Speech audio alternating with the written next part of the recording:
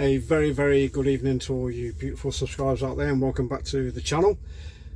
On my final shift, fifth one, and the weekend starts when I finish, so I'm happy with that. Oh, you had a fantastic day today, by the way. Whatever you did, whatever you got up to, trouble or not, I know you either got away with it or you got lucky. So whatever you did, seriously, I hope you had a fantastic day. I really do. Thank you, for subscribing to the channel still. I really appreciate it. I'd love it even more if you smash that subscribe button. So all you truckers out there, come on, get in here, just smash that subscribe button. Let's get them numbers up. Let's get some more numbers. I'd really appreciate it. I'm off down to Purfleet and Allington again. They did warn me that I was doing it again. I sort of took it with a pinch of salt. Should have took it a bit more serious, actually, but no, there it was on my box, waiting, manifest saying Purfleet and Allington. So it's 5 times this week, so which I'm not too bothered about. Like I've always said right from the very beginning, the long shifts do not bother me whatsoever. What we're going to talk about tonight, so common sense. There's a subject for it. Common sense, should we use it again? Because it doesn't seem to be used as much nowadays as what it used to be used. Even when I was a kid, when there were roadworks on the side of the pavement, you knew you had to walk round the roadworks to get to the other side of the pavement. You didn't need a sign there saying pedestrians this way or pedestrians that way. You sort of knew. But I can't understand. Obviously common sense prevails for some people, and they just walk into the hole and break the leg and stuff like that. It beggars belief sometimes that people do not use common sense anymore. It's gone out the window. You're not allowed to use common sense anymore. You've got to hurt yourself. Why would you go around with a knife in your pocket and stab somebody just for the hell of it? Common sense would say to you, don't do that, because it's wrong. But kids nowadays, they're going out and they're stabbing people in the butts, in the legs. They're killing people because they're not using common sense. They know the difference between right and wrong. Surely they know the difference between right and wrong. We know that from a very early age. Even my grandson's starting to figure out what the difference is between right and wrong, yes and no. Leave me your thoughts. Tell me what you think. Whether it's for the older generation to use common sense, and they don't bother using it nowadays.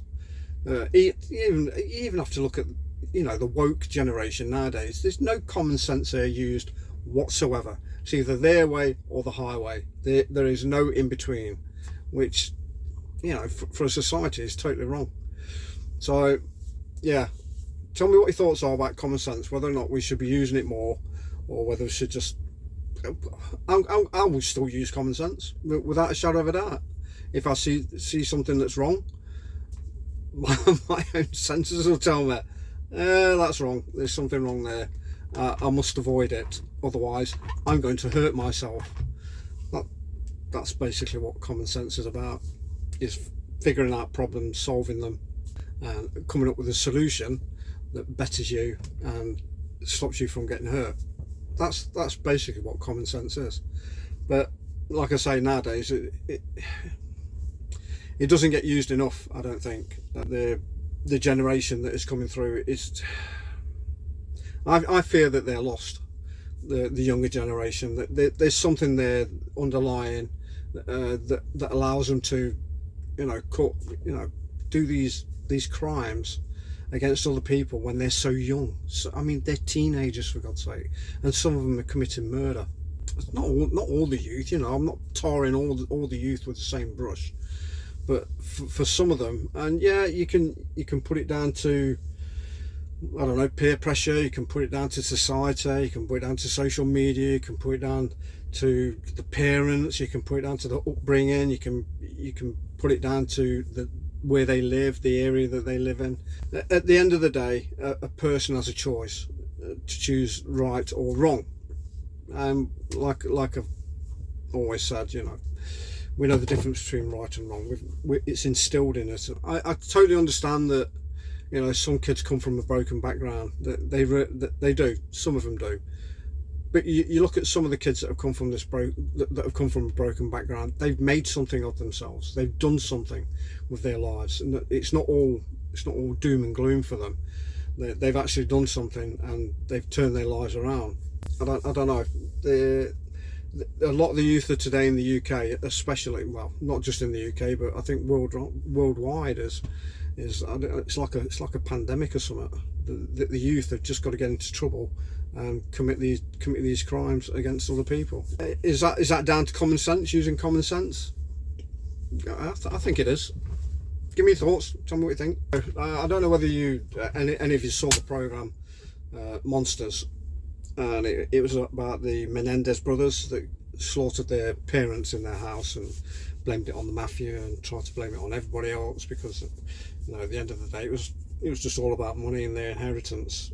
Now the DA in LA is reassessing their sentencing, so they could be freed.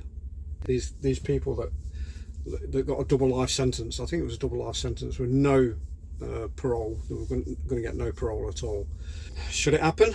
Should they spend the rest of their lives in prison? Damn right they should have done. They should have got the death penalty. In my opinion, they should have been put to death for what they did to their parents for no reason whatsoever, other than they were going to get no money. Their father had taken them out the inheritance out of his will, so they weren't going to get any money. Everything was going to go to his wife if anything happened to him. He was a very rich and powerful man.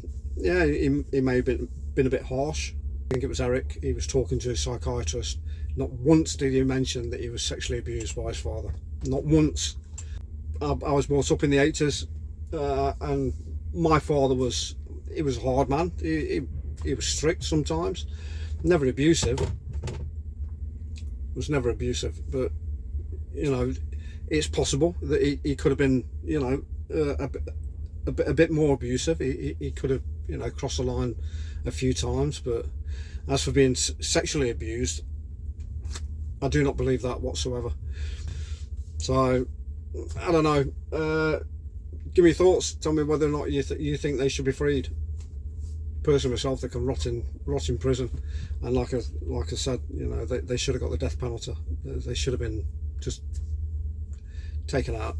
There's no room in society for people like that. And yeah, they've probably been reformed in prison. I know that I watched a program on, I think it was on Netflix, about what the brothers are doing at the moment in prison. And yeah, they might be doing good in prison. Yeah, they have to at the end of the day. If they don't, they just get more time added onto their sentence. You can't give them any more time than double life sentence, really, but it certainly reduces their sentencing if they're doing good in prison. But yeah, I think they may be getting a reprieve. Who knows? Give me your thoughts. I'd love to hear them. And if you haven't watched the programme, please watch the programme. It's well worth a watch. I hope you all have a great weekend. I really, really do. Drive safe, look after yourself, and watch out for those lunatics, because they are bloody everywhere. They really are. I've actually got a dash cam. I'm gonna put it up. I'm gonna start recording for things that I see on the road, and oh my god, you would not, well, you probably would believe half the stuff that I see, because you've probably seen it yourself as well. It's just that you only log it up here. It doesn't get logged digitally or on any kind of camera or anything like that. But yeah, I'm going to start. I think I'll start doing that. It should be quite. I should be able to get some really, really good footage. Hopefully, we'll wait and see. Right, that's it for me. Like, subscribe, please. Drop me a comment of anything that I've spoken to about tonight, and I'd really, really appreciate it if you smash that subscribe button, and let's get the numbers up. I think I'm 4 away from 170. So please, and then we can look at getting to near 200. That'd be even better.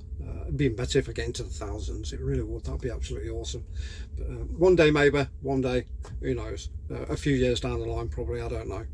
We'll see. Right, take care, and I'll see you for my first shift on Sunday. Cheers, guys. Have a great weekend.